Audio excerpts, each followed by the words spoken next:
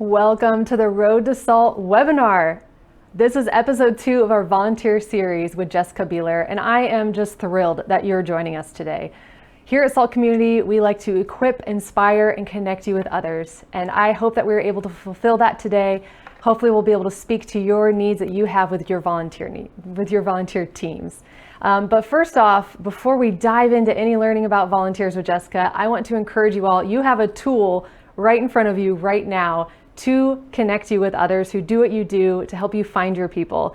So look in front of you, you see our live chat there. Please be involved, please say hello. Let us know where you're tuning in from, and maybe let us know, how your volunteer team is doing. Give us a health check on how your team is and how we might be able to help you or what you're hoping to learn from this series. As I mentioned, we are learning from Jessica Bealer. She is amazing. And for those of you who have not joined us before, let me tell you, we're learning from a woman who is the children's ministry director at Elevation Church. She has helped serve in a church plant at Willow Creek, and she is now a coach and consultant for countless churches across the U.S. So no matter your church size, she has probably been there. She probably knows what you're going through. And so I am very excited to have her help you and help our team learn how to better work with our volunteers. Today, we're specifically talking about volunteer appreciation. This is the foundation and the bedrock to building a healthy volunteer culture and a healthy volunteer team. So grab your notebook and pencil. I know I have mine. I will be taking notes because I also need to learn from her today. But let's hear from Jessica.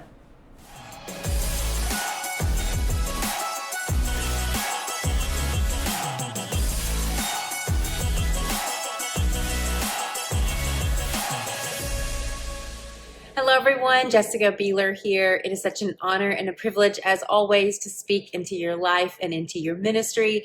I have been looking forward all week to continuing our conversation around creating a healthy, a contagious volunteer culture. I know many of you all are thinking, I need recruiting and onboarding, and we are going to get there, I promise. But we have to do some foundational work too. Anytime that I am coaching or consulting a church, I will say we don't want to recruit to something unhealthy. So we have to build the foundation first, and then we'll create the systems and the structure.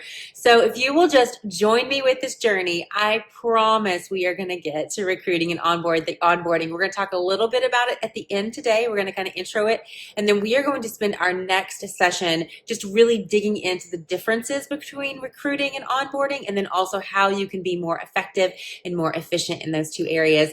But today we are talking about volunteer appreciation. Now I want to just rehash a little bit from last session and just make sure that everybody understands where we're coming from, because we introduced a really important formula last week. And this is how I define a healthy or a contagious volunteer culture. It's like using this formula. This is how we achieve that goal. It is clarity plus empowerment plus appreciation equals longevity. Clarity plus empowerment plus appreciation equals longevity. And last week we really dug into the clarity part and the empowerment part and what each one of those look like. And today we are going to dig into the appreciation, which is what I believe to be your secret sauce. This idea about creating a healthy volunteer culture, it is going to set you up for success when it comes to recruiting and onboarding, because nobody wants to jump on a sinking ship. Like if your culture is unhealthy, if your volunteer experience is lame, if it's not fun, if it's not purposeful, if it's not impactful, nobody is signing up for that. Like nobody's signing up to get on the Titanic knowing that it's going down. People want to join a winning team, right? They want to be on a team that's going to experience victory. And so that's really, really important that we create this healthy volunteer culture. And the other thing is that a healthy volunteer culture is going to grow your church. We talked about that in our last session too. It's going to grow your church like nothing else. It's going to grow your church more than any marketing campaign, any sermon series that you could do, any building that you could build. A healthy volunteer culture is a culture where volunteers are bringers.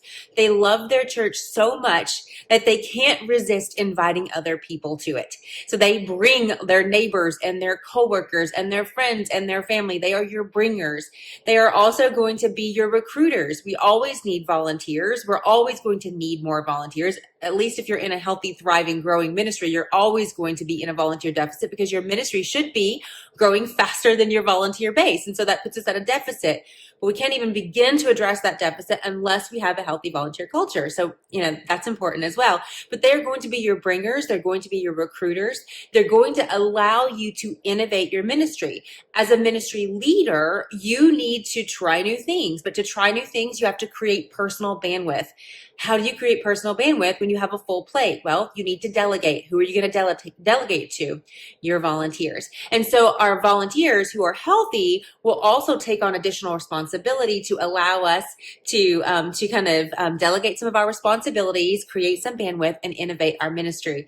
And obviously, the one that we always go to is execution, right? Like we're going to need to execute week in and week out, and we cannot do that without a healthy volunteer base who's going to stick around for a good long time. They're also your marketers. You don't need a big campaign. You don't need billboards on the interstate.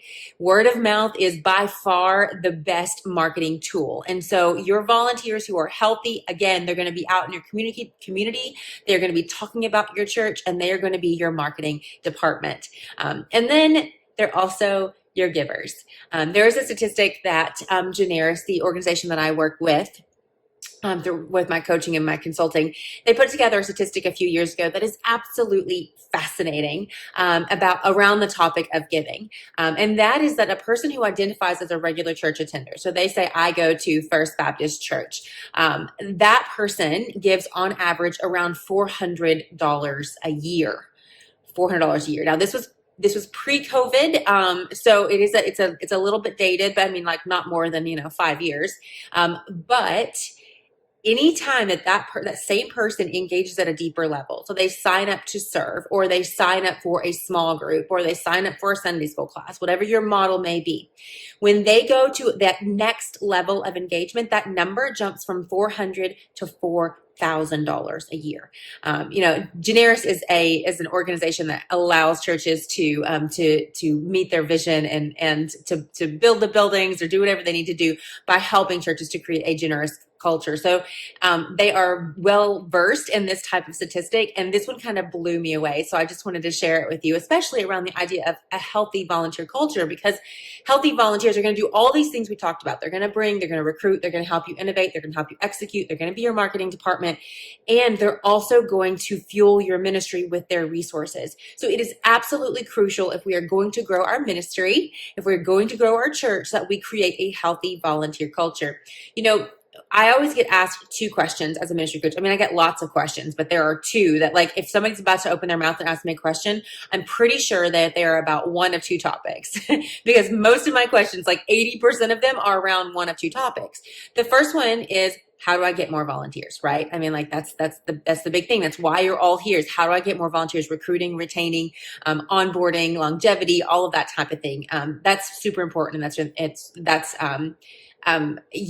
why that's the greatest need in the church. Even Barna put out some statistics this year about how the greatest need in the church is more volunteers.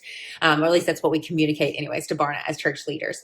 But the second question is, how do I increase engagement with those that attend?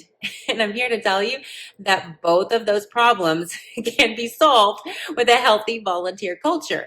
Because if you have a healthy volunteer culture, it's going to attract more volunteers, and they are going to engage. And the minute they engage at a next level, not only are they going to give more, but they're going to attend more. Their frequency of attendance is going to increase, as well as they're going to get more involved with your events and, of course, serving and all other types of things. So both of those problems, if we have a healthy volunteer culture, can be solved. And so that's really exciting to know that, okay, I'm not working on two separate entities here. It's really, if we can get this one thing right, we can eliminate a lot of the problems that the Big C church has. So we've already dug into clarity, just clarity, empowerment, appreciation, right? That's the formula. And that equals longevity. People are going to stick around. So we've already talked about clarity. Clarity is setting expectations and defining the win. Empowerment is granting the authority to make key decisions at critical moments. It's allowing people to make decisions. It's allowing them to lead. And that is super important. So we've talked about clarity. We've talked about empowerment. And then last week, I kind of teased appreciation. Appreciation is your secret sauce. You could, with clarity, you can be super clear, and you can be very empowering and not appreciate enough in and people won't stick around. But the opposite, the opposite is also true. You could not have very good clarity. You could not empower, but if you appreciate the daylights out of people, they'll probably stick around. So appreciation is absolutely your secret sauce. It is detrimental if you miss it. It can destroy your ministry if you are not appreciating at the right level. So how do we get it right? And that's where we're going to dig in today. And I'm so excited because this is one of my favorite topics to talk about. I am just like a little insight into me. One of my love language, my top two love languages, and one of them is quality time, and then the other one is gifts. I absolutely love to give gifts, and it's not always about the material thing. It's the I thought of you when I wasn't with you. You matter to me. That's what's really important. That same thing is how we do volunteer appreciation. We want them to understand that we appreciate them when they are serving, that we're so grateful for that, but we also appreciate them. We think of them, we pray for them, we love them, even when they're not in a classroom, even when they're not standing at a door, even when they're not ushering attendees. We still love them, we still see them, we still know them, and we still appreciate them. So there is a two-prong approach when it comes to volunteer appreciation. Two prongs. I wrote an article once, and it was for Kids Matter magazine, and it was called Death to Volunteer Banquets. Now, I know by saying this that I'm probably going to step on some toes because I'm sure there are people out there who are like, wait, we do a volunteer banquet and it's amazing and we love it and all the things. And maybe it is. Maybe you have revolutionized volunteer banquets, and that's great. If you do a wonderful volunteer banquet and it achieves what you want to achieve, that's great. But it cannot be the only thing that you do. And it can't even be that you do it 2 or even 3 times a year. It is not okay to only appreciate 2 or 3 times a year. And then even on top of that, here's the problem. When we say that appreciation is a banquet or it is an event or it is a comedy show or whatever it may be, we're taking all of our volunteers and we are putting them in a singular box. And we're saying they must like getting dressed up. They must like giving us a Thursday night or a Friday night or a Tuesday night or whatever. Like they don't have anything to do on those nights. So they'd love to come to some type of volunteer banquet. They also love rubbery chicken, right? I mean, that's what it's probably going to be. It's probably going to be some chicken because we're the church and we have to steward our resources. We're probably not going to be eating steak at a volunteer banquet, And even if you bring a great comedy, act in or something fun, you give away awards or whatever. The issue here is that it's a lot of times we use it as, okay, well, I don't have to worry about appreciation because we as a church are going to do that in the spring and in the fall. My argument is that it's too little too late. And so if that is all you are doing, there's nothing specifically wrong with a volunteer banquet if you do it well. You can still acknowledge people as individuals at that banquet. There's still ways to be able to do that. But if you are only hosting a volunteer banquet once or twice a year and you're like, oh, that's how we appreciate, it's still not enough to even walk around on like a Sunday morning and say thank you, and then take that and be like, oh, with our volunteer appreciations and me walking around and saying thank you, that should be enough. It's still not enough.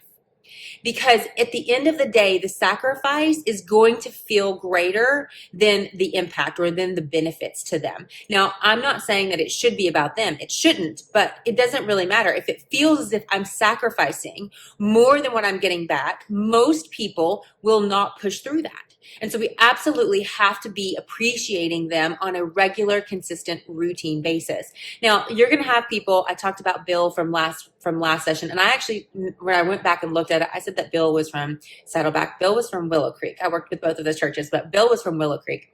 And Bill showed up week in, week out for 30 years at Willow Creek. And it wasn't that he didn't feel appreciated, but he definitely wasn't experiencing like this healthy, contagious volunteer culture that we talked about last week. And yet he showed up. And so there will be volunteers who will just show up because they know that's what they need to do. But we can make their experience contagious. We can make their experience more impactful. We can make it more purposeful. We can make it more fun. And we can help them feel appreciated, known, seen, and loved by just a little bit of intentionality. So the two-prong system. So how do we make sure that they know that they are known, seen, and loved? It's with the two-prong system here. The first one is a calendared or a systemized approach. That is the first prong. The second one is an individualized approach. Now we're going to dig into what each one of those approaches are, and hopefully give you some really practical advice here so that you can take it back to your ministry and you can begin to implement some of this. So what is a calendared or a systemized approach? Hopefully this is going to create a year-long strategy of a culture of gratitude and thanks. So what a calendar approach looks like is you pull your calendar out and you need to look at it and you need to say, realistically speaking, these are the events that we have on the calendar already. If we are not having some kind of huge event Sunday, then we should probably be doing something intentional around volunteer appreciation. Sometimes you have to do both. Like if you are doing Christmas services and you have asked your volunteers to serve 3 or 4, I mean, we used to have 9 at Elevation. One year we had 9 services at this one location, and we were asking volunteers to serve 4 or 5 and then attend 1. I mean, that's a huge ask. And so we knew we couldn't just be like, hey guys, do you care to serve and attend 1? And they'd be like, we'll appreciate you in January. No. We need to be appreciating you on that day. So we had meal